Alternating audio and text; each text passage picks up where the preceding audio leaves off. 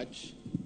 Your Excellency, the President of the Republic of Kenya, Dr. William Samoei Ruto, Your Excellency, the First Lady, Mama Rachel Ruto, our guest speaker, the speakers of both houses, honorable members present, good morning.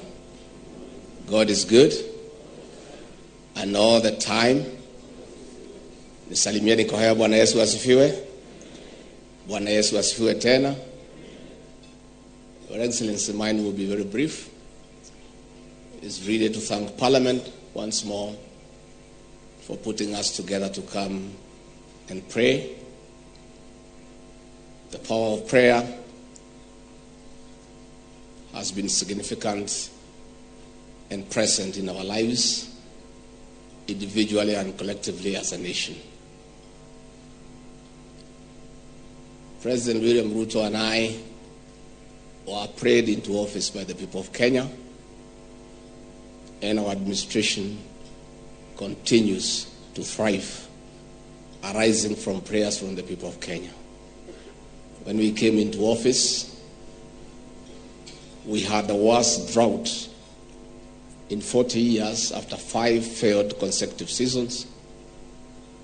And through prayer, God gave us rains, indeed, beyond our fair share.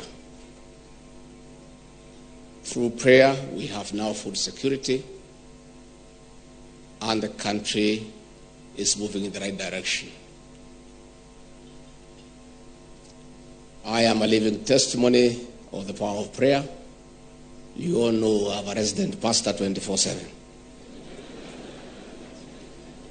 And therefore, I don't want to delve in matters biblical because I have somebody who advises me on those matters. And I would like to capture the place of prayer in our lives and as a nation through reading a verse in Jeremiah 29 from verse 11 to 14. For I know the thoughts that I think towards you, says the Lord, thoughts of peace and not evil, to give you a future and a hope. Then you will call upon me and I will listen to you. And you will seek me and find me when you search for me with all your heart. I'll be found by you, says the Lord, and I will bring you back from your captivity. I'll gather you from all nations and from all places where I've driven you, says the Lord. And I'll bring you to the place from which I caused you to be carried away captive. That is the word of the Lord. Your Excellency, before I call you to speak to us and to speak to the country, allow me to digress just a little about your highly successful trip to the United States. Kenyans were very proud of the way you represented us in that great country. Your speech, your kizungu ilikuwa sawa kabisa.